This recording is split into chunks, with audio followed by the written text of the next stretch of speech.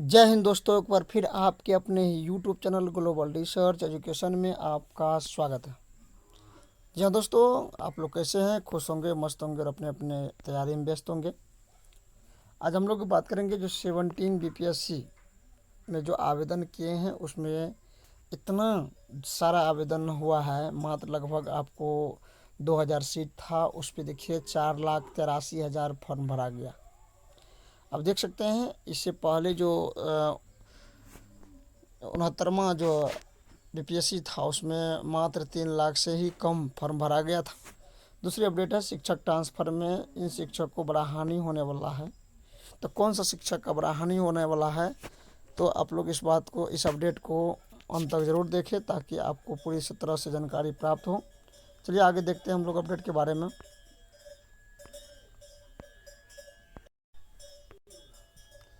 ये आज का एक पेपर कटिंग है। इस पेपर कटिंग के माध्यम से आप देख सकते हैं कि इसमें क्या कहा जा रहा है। 17वीं बीपीएससी के लिए राज्य के 34 जिलों में 13 दिसंबर को आयोजित होगी परीक्षा। कौन?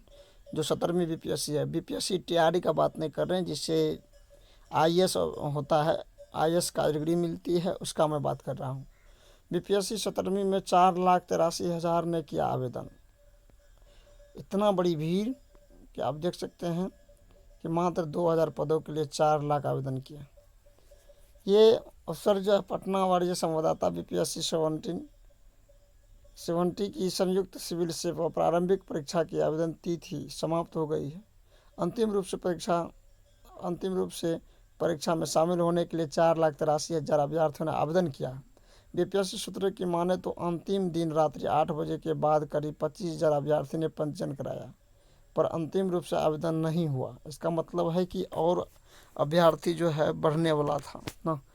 तो पदाधिकारी ने बताया कि सीरियस छात्रों ने पहले ही आवेदन कर दिया। भीड़ बढ़ाने वाले आवेदक अंतिम समय में आवेदन करते हैं। हालांकि अंतिम दिन सर्वर डाउन होने की वजह से आवेदन नहीं हो सका था। आयोग अब आवेदन की तिथि नहीं बढ़ाएगी। 13 दिसंबर को ली जाएगी। 34 जिलों में परीक्षा आयोजित की जाएगी। इस बार सबसे अधिक सीट होने की वजह से आवेदन की संख्या में बढ़ोतरी हुई है। पिछली बार 69वीं परीक्षा में 3,50,000 परीक्षार्थी शामिल हुए थे। तो सीट ज़्यादा है तो इसका मतलब उतना ज़्यादा सीट नहीं है।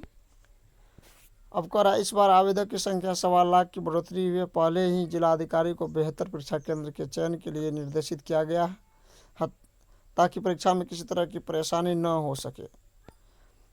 फिर कह रहा है कि इसमें कई परीक्षाओं का फाइनल रिजल्ट नवंबर दिसंबर में होगा। नवंबर दिसंबर में बीपीएससी की कई परीक्षाओं का फाइनल रिजल्ट आएगा, जैसे बीपीएससी टीआरई का 3.0।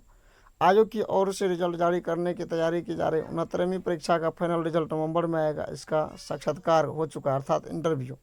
इसके अलावा कृषि पदाधिकारी का रिजल्ट, वहीं न्यायिक सेवा का रिजल्ट नवंबर दिसंबर में ही आएगा। साथ ही अन्य परीक्षाओं का रिजल्ट भी नवंबर दिसंबर तक जारी कर दिया जाएगा। सबसे बड़ा रिजल्ट टीआरई 3 का आएगा। आयोग के पास शिक्षा विभाग से रोस्टर प्राप्त होते ही रिजल्ट जारी करने का प्रक्रिया शुरू होगी। उम्मीद है कि नवंबर से दिसंबर तक रिजल्ट जारी कर दिया जाएगा टीआरई 3 का। तो आप समझ लीजिए कि ये जो रिजल्ट है मात्र आपको नवंबर से दिसंबर के बीच का है, तो दिसंबर भी अंतिम हो सकता है। अगला देखिए कि हम बात कर रहे थे कि शिक्षक ट्रांसफ़र का, और शिक्षक जो ट्रांसफ़र है वो शिक्षक ट्रांसफ़र में अब इन अभ्यर्थियों को बहुत बड़ा घाटा होने वाला है। गृह अनुमंडल में आवेदन कर सकते हैं, गृह अनुमंडल में आवेदन नहीं कर सकते हैं शिक्षक, उसका ऑप्शन ही नहीं आ रहा। तो अब बताइए, जो बीपीएससी टीआरई से भी साथ ही नियोजित शिक्षक जो पहले से मुखिया के माध्यम से या मेरिट लिस्ट के आधार से वो जो नियोजित करके अपने घर के नज़दीक और निकट ज्वाइनिंग लिए हैं, तो ऐसे शिक्षक को जो है बड़ी परेशानी होने वाला है, बड़ी ही दिक्कत की सामना करने वाले हैं।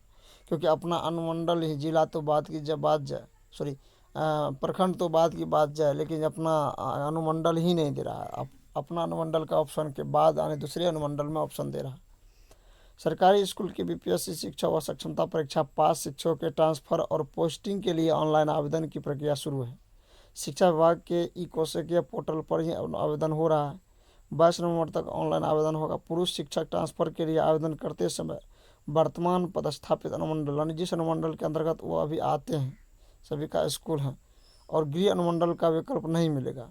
इनके अलावा किसी भी अनुमंडल का विकल्प दिया जा सकता है। शिक्षा विभाग ने कहा कि सक्षमता उत्तीर्ण नियोजित शिक्षकों को हर हाल में स्थानांतरण के लिए विकल्प भरना अनिवार्य है। विकल्प नहीं देने की स्थिति में उनके वर्तमान पदस्थापना स्थान को गृह जिला मानकर कहीं पर भी पदस्थापन कर दिया जाएगा। नए पदस्थापन के बाद यह नियोजित शिक्षक राज्यकर्मी बनते हुए विशिष्ट शिक्षक कहलाएंगे। पुरुष शिक्षकों को अधिकतम 10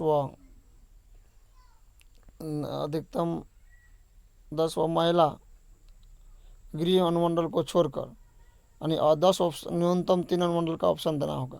गृह अनुमंडल को छोड़कर चॉइस भरनी है। इसी प्रकार महिला शिक्षकों को अधिकतम 10 न्यूनतम 3 पंचायत का ऑप्शन देता है।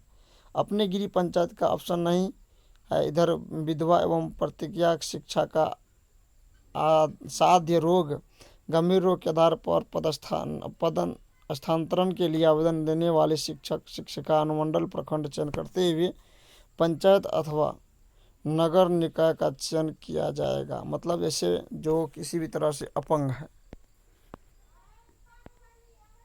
आगे कह रहा है कि 22 तक कर सकेंगे ऑनलाइन आवेदन इको शिक्षा के अंतर्गत। 10 अधिकतम न्यूनतम 3 विकल्प की दे सकेंगे। सक्षमता उत्तीर्ण बीपीएस शिक्षकों का इंतजार होगा खत्म। ये सारे बात आप इसमें पढ़ सकते हैं। क्या कह रहा, बीपीएससी के नए पुराने व सक्षमता परीक्षा पास शिक्षक एक साथ आवेदन कर सकते हैं। दिव्यांग व असाध्य रोग से ग्रसित शिक्षकों की पोस्टिंग उनकी पंचायत में ही की जाएगी। महिला शिक्षकों को आवेदन के लिए 10 पंचायत का विकल्प मिलेगा। पुरुष शिक्षकों को आवेदन के लिए 10 अनुमंडलों का विकल्प मिलेगा। ठीक।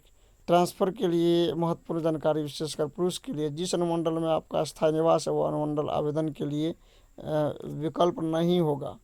जिस अनुमंडल में आपकी पोस्टिंग है वो अनुमंडल भी आवेदन के विकल्प में नहीं होगा। मतलब जिस में अभी अब वर्तमान में पदस्थापित है वो भी नहीं रहेगा और अपना घर के पास भी नहीं रहेगा। घर का जिस अनुमंडल के अंतर्गत आपका घर पड़ता है वो नहीं रहेगा। अगर आप विवाहित है और पत्नी जॉब में नहीं है तो उनकी ससुराल का अनुमंडल भी विकल्प के रूप में नहीं मिलेगा। अगर आप विवाहित है और पत्नी भी जॉब यानी शिक्षक या अन्य कोई जॉब में हो तो पत्नी की पोस्टिंग वाले अनुमंडल का भी विकल्प नहीं मिलेगा। इन 4 विकल्पों को छोड़कर बाकी में 10 अनुमंडल का चयन कर सकते हैं।